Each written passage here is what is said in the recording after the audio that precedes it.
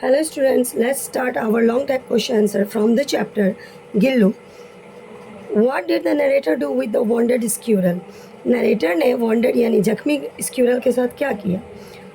The narrator gently lifted him up and brought him to her room, and after wiping the blood from his wounds with cotton wool, applied penicillin ornament. तो narrator जो है वह गिलहरी को अपने घर पे लाते हैं अपने कमरे में और उसके घाव पर से ब्लड को साफ करके उस पर मलहम लगाते हैं. Then she tried to feed him by somehow putting a thin cotton wool wick dipped in milk to his mouth, and from the third day he started showing progress. तो उसके बाद वह जब घाव साफ कर देती है उसके बाद वह एक कॉटन वूल को ले करके दूध में पूर्ण रूप से, जब छोटा बच्चा होता है जो इस चम्मच वगैरह से नहीं पी पाते तो उसे हम कॉटन से दूध पिलाते हैं, उसी प्रकार लेखिका जो है वह उसके मुंह में रुई भिंगा भिंगा के दूध डालने का प्रयास कर रही थी और तीसरे दिन से वह काफ़ी प्रोग्रेस शो करने लगी. आप चाहें तो इस आंसर को यहाँ तक भी लिख करके छोटा भी लिख सकते हैं, लेकिन लॉन्ग टाइप है तो थोड़ा बढ़ा दिए. How did the narrator make the tiny baby squirrel health and hearty, sorry यहाँ हेल्दी नहीं होके हर्टी होगा, हमने गलत लिख दिया है. The story writer started administering milk to the baby squirrel through a wick made out of cotton wool.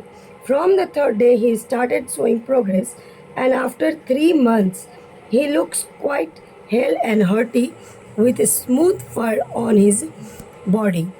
तो लेखिका जो है उन स्क्विरल को यानी गिलहरी को दूध पिलाई और उसका देखभाल जब वो की तो तीसरे दिन से वो काफ़ी बेहतर होने लगा, लेकिन 3 मंथ के बाद वो पूर्ण रूप से चुस्त और दुरुस्त हो गया और उसके शरीर पे, गिलहरी के शरीर पे फर होता है, आप लोग देखे ही होंगे, और पूंछ जो होती है उसकी बुशी होती है, bushy tail and with naughty looking bright eyes.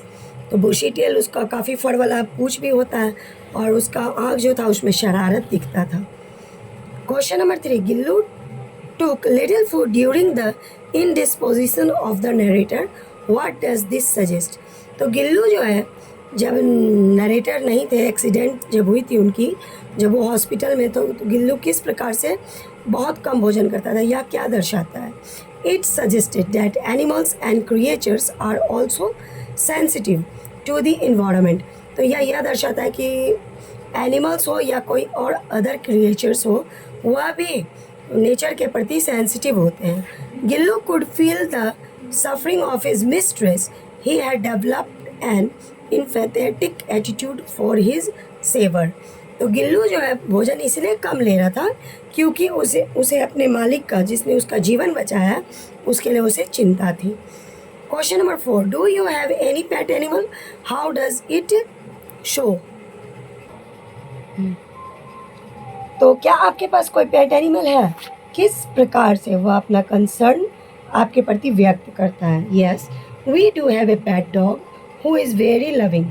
Real fact में मैं ये अपने बारे में ही लिखी हूँ. मेरे पास एक कुत्ता था जो बहुत ही प्यारा था.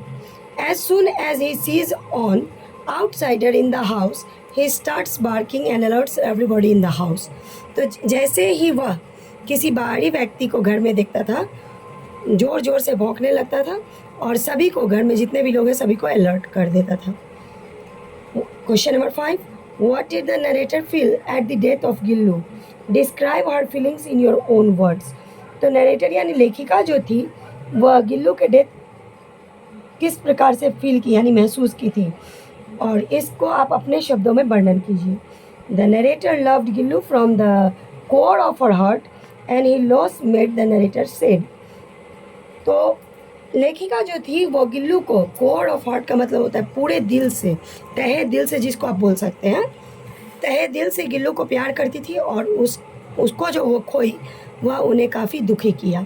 सी made a compromise by giving his body external rest under the sonjuhi creeper in her garden. She felt that when the sonjuhi creeper would start flowering in spring season Gillu would be seen on the creeper in the form yellow juhi flower.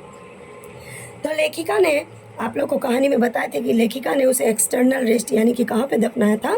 संजुई पेड़ के पौधा, sorry पेड़ नहीं, creeper है ये, creeper climber पौधे कई प्रकार के होते हैं. तो क्रीपर था जो उनके गार्डन में था, और जो गिल्लू को सनजूही का फ्लावर बहुत पसंद था, तो इसीलिए लेखिका ने वहाँ पर लगाया ताकि जब स्प्रिंग के सीज़न में वह जो सनजूही का फूल खिले तो उन्हें ऐसा फील हो कि गिल्लू उनके बहुत नज़दीक में है। Question number 6, in what condition did the narrator find Gillu? What did she do with it? What would you do in a similar situation? तो लेखिका जो थी, इसमें 3 क्वेश्चन है। लेखिका जो थी उन्हें गिल्लू किस स्थिति में मिला और उन्होंने उसके साथ क्या किया? कल्पना कीजिए कि अगर आप उस सेम परिस्थिति आपके पास हो तो आप क्या करेंगे? Gillu was picked up by the writer from her garden lying between a flower pot and the wall. तो गिल्लू कहाँ मिला था लेखिका को? उनके बरामदे पे, जो गार्डन के नज़दीक फ्लावर्स वगैरह लगा था उसी पॉट के पास। 2 crows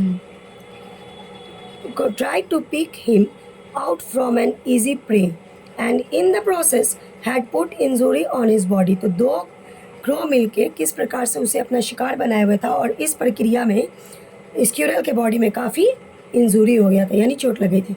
the body had wands and was bleeding. She bought the squirrel in the room, washed his wounds with cotton wool and applied penicillin ornament।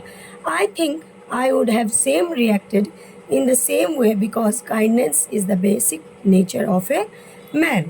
तो गिल्लू को काफ़ी चोट लगी हुई थी और खून भी बह रहा था, तो लेखिका उसे घर के अंदर लाती है और उसके घाव को साफ करके उस पर मलहम लगाती है। और हम भी अगर इस परिस्थिति में होते हम भी सेम प्रोसेस करते, क्योंकि मानव में काइंडनेस होना बहुत ज़रूरी है और एक प्राकृतिक नेचर भी है मनुष्य का। तो थैंक यू। वीडियो पसंद आए तो लाइक कीजिए, शेयर कीजिए और सब्सक्राइब कीजिए। और 10th वाले बच्चों से बहुत ज़्यादा रिक्वेस्ट है कि आप लोग प्लीज़ प्लीज़ प्लीज़ इंग्लिश पे ध्यान दीजिए। 4 महीना बाद आपके एग्ज़ाम्स हैं और 12 में जाके आप लोगों को बहुत काम देगा। बस कल मैं आप लोगों को ग्रामर का वीडियो डालती हूँ, नेक्स्ट ग्रामर पोर्शन का। देखते रहिए और चैनल को सब्सक्राइब कीजिए। Thank you.